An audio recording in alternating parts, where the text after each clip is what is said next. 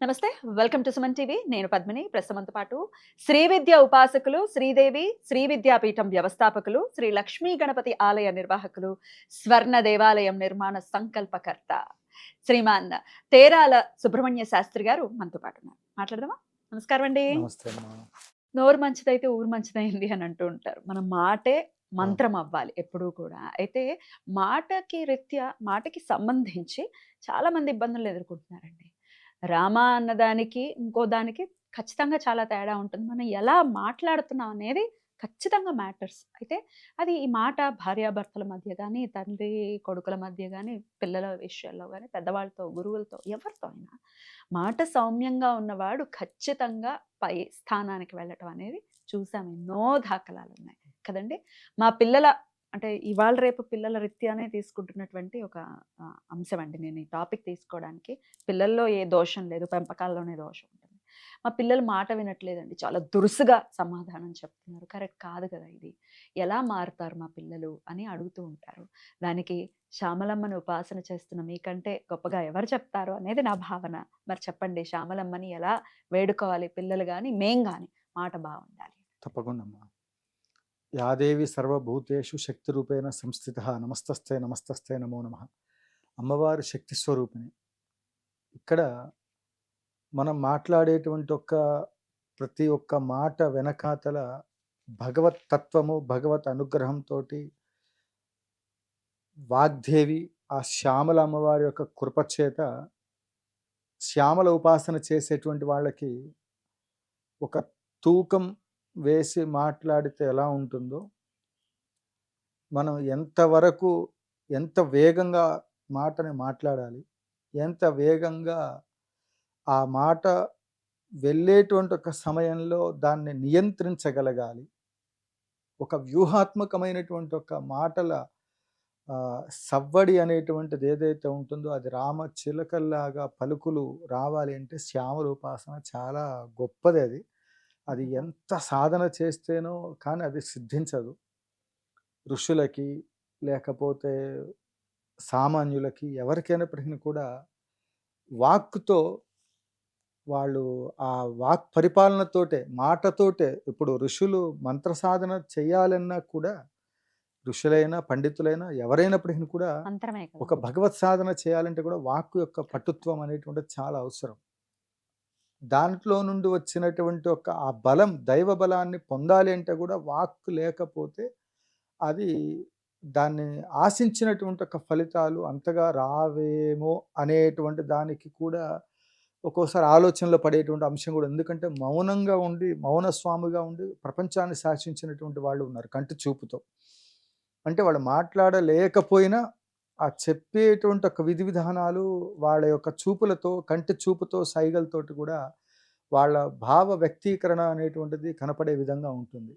అది body language అవ్వచ్చు, మాట్లాడేటువంటి ఒక మాట తీరై ఉండొచ్చు. ఏదైనప్పటికీ కూడా ఒక వ్యక్తి తను ఉన్నత స్థితిలోకి రావడానికి ప్రతి ఒక్కళ్ళకి కూడా వాక్కుతో వాళ్ళ జీవితంలో అత్యంత ఉన్నత స్థితికి రావాలి అంటే శ్యామల ఉపాసనలో మూలమంత్ర అనుష్ఠానమును చక్కగా యాలుకలు ఉంటాయి, లేదా తాంబూల పరిసేవితాయ నమః అంటే చక్కగా సుగంధ పరిమళాలకు సంబంధించినటువంటివన్నిటిని కూడా మరి తాంబూలంలాగా వేసుకొని అమ్మవారి యొక్క మూలమంత్ర అనుష్ఠానమును రోజు కనీసం 105 తాంబూలం వేసుకొని అప్పుడు సాధన చేయాలి.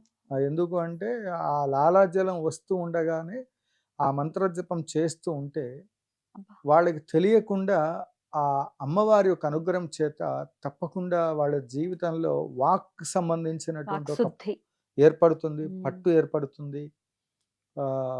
వాళ్ళ జీవితంలో ఆ మాటలతోటే, ఇప్పుడు మీరున్నారు, మాటలతోటే పబ్లిక్ని మనకు ఇవ్వవలసిన సమాచారాన్ని కరెక్ట్గా ఇవ్వగలుగుతారు. ఒక రాజకీయ నాయకుడు తాను ఎలా ప్రజెంట్ చేయాలి, తను ఏమనుకుంటున్నాడో మనసులో ఒకటి, దాన్ని ఏ విధంగా భావ వ్యక్తీకరణ చేసి ఆ మాటల ద్వారానే తన యొక్క భవిష్యత్తు ఏర్పడుతుంది.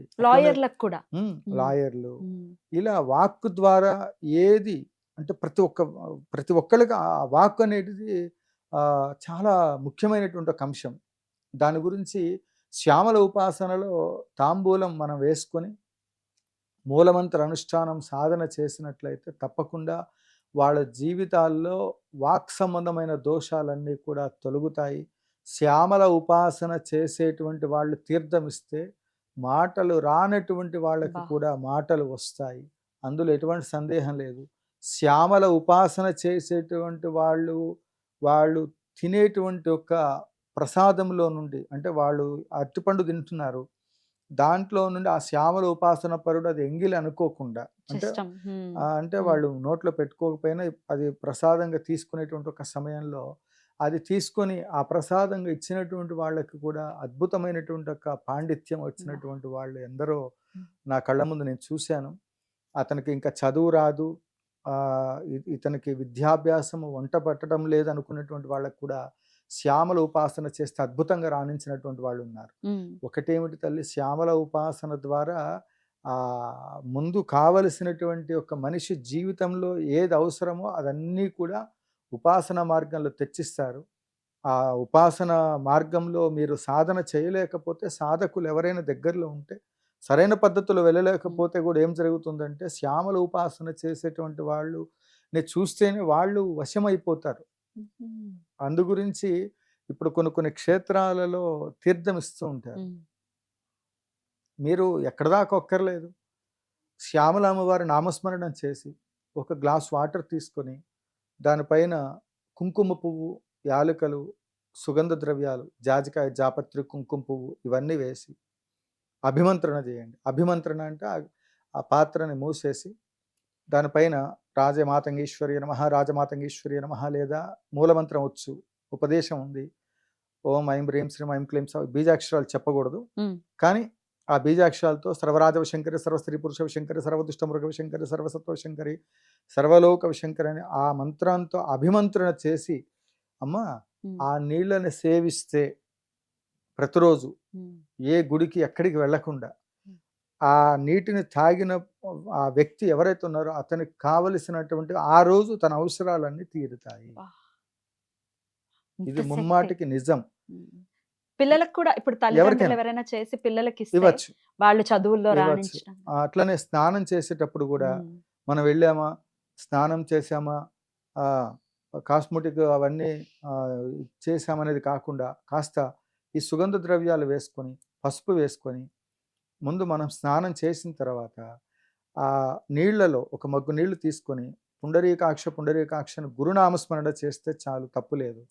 ఆ నీళ్ల పైన కూడా ఈ శ్యామల మంత్రాన్ని అభిమంత్రణ చేసి ఒక 3 సార్లు, 4 సార్లు, 5 సార్లు, 6 సార్లు, 11 సార్లు, ఎంత ఓపిక సమయాన్ని బట్టి అలా 11 పర్యాయాలు శ్యామల మంత్రాన్ని ఆ విధంగా అభిమంత్రణ చేసి స్నానం చేస్తే ఆ వ్యక్తికి పట్టి పీడిస్తున్నటువంటి ఒక గ్రహ దోషాలన్నీ తొలుగుతాయి. ఎందుకు రాజశ్యామల అమ్మవారి యాగశాలకు రండి, తీర్థం తీసుకోమని చెప్తున్నామంటే, ఆ తీర్థం తీసుకున్న వ్యక్తి ఆ అనుష్ఠాన క్రమం ఏదైతే ఉందో, ఈ అక్షరలక్షలు చేసినటువంటి మామూలుగా 11 సార్లు చేసి ఆ నీళ్లు పోసుకుంటేనో, ఆ నీళ్లు తీసుకుంటేనే తీర్థంగా ఆ వ్యక్తికి శ్యామల అమ్మవారి ఒక అనుగ్రహం లభిస్తుంది కదా.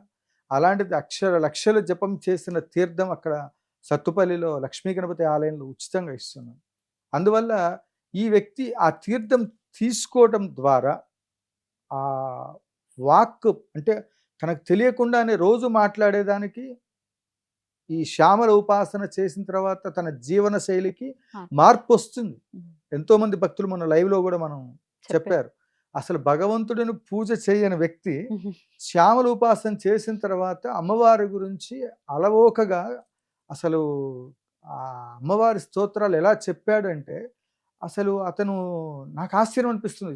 ఎప్పుడు కూడా కనీసం ఎప్పుడో కాళిదాస్ కాదు, ఇప్పుడు కూడా కలికాలంలో, కలియుగంలో ఇప్పుడు కూడా జరుగుతుంది. తీర్థం ఇచ్చిన తర్వాత ఆ వ్యక్తి ఆ విధంగా అమ్మవారి గురించి అట్లా అసలు ఆ గొంతు ఏంటి, ఆ స్తోత్ర పారాయణలు ఏంటి, నేను యాగశాలలో చూశాను.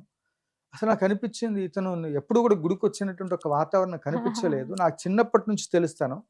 తను చెప్పాడు, అమ్మ నేను ఎక్కువ మాట్లాడను, శ్యామల అమ్మవారిని దర్శనం చేసుకున్న తర్వాత నా లైఫ్, చేసుకోక ముందు ఒక లైఫ్, ఈ రెండింటిని నేను చెప్తున్నానని 2 మాటలు మీకు చెప్పాడు. అంటే మనం కొన్ని వీడియోలు ప్రజెంట్ చేయలేదు కొన్ని కారణాల వల్ల, అది పక్కన పెట్టేద్దాం. ఇక్కడ దైవ బలము అనేటువంటిది స్పష్టంగా రావాలి అంటే శ్యామల ఉపాసన, ఆ అనుష్ఠాన బలంతో మీ అందరికీ కూడా సర్వత్రా వాక్ శక్తి పెరుగుతుంది. ఉమ్, ఇది రావాలి అంటే మీరు శ్యామల ఉపాసన తీర్థం తీసుకోవాలి. ఆ అర్హతను మనం పొందాలి అంటే ఆ అమ్మవారికి జరిగే భోగంలో మీకున్న దరిద్రం అంటే ఆ కొబ్బరికాయలు సమర్పించేది ఎందుకు, ఉమ్. కుంకుమ సమర్పించేది ఎందుకు ఇప్పుడు అంటే 11 లక్షల కొబ్బరికాయలతో కూడా ఆ, మీరు హోమం చేస్తున్నారు. కుబేర కుంకుమ ఉమ్, వీటితో అర్చన జరుగుతుంది. మీరు ఆ కర్మలు తొలుగుతాయి అర్చన చేయటం ద్వారా.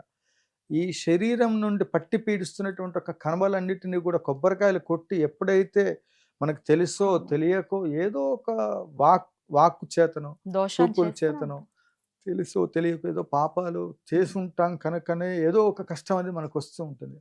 ఆ కష్టాలు తీరాలంటే 108 కొబ్బరికాయలు ఎవరైతే సమర్పణ చేస్తారో ఉమ్, ఒక అష్టోత్తరం 108 కొబ్బరికాయలు అమ్మవారి అష్టోత్తర నామని చెప్తూ హోమంలో అవి సమర్పణ చేస్తే అద్భుతం. అసలు వాళ్ళ లైఫ్ అసలు ఉమ్, తిరుగులేదు. ఇంకా తిరుగు. అష్టోత్తరంతో కుబేర కుంకుమార్చన ఉమ్, ఆ విభూతి మళ్ళీ మీకు పంపిస్తాం మేము. ఉమ్. అద్భుతంగా వాళ్ళకి ఫలితాలు వస్తాయమ్మా. ఓకే. అలా చాలా కలిసి ఇవ్వదలుచుకున్న వస్తుంది. వాళ్ళు వాక్కు దోషాల నుంచి బయటపడాలన్నా, అవును. ఖచ్చితంగా అమ్మవారి అనుగ్రహం పొందాలన్నా, ఒకవేళ అలా ఇవ్వాలి, మనం మారాలి మన జీవితాలు అనుకునే వాళ్ళు ఖచ్చితంగా కనిపిస్తున్నటువంటి నంబర్స్‌కి కాంటాక్ట్ చేసి ఖచ్చితంగా పంపించండి. విరాళాల్ని అందించండి. కృతజ్ఞతలండి. కామాక్షి. నమస్కారం.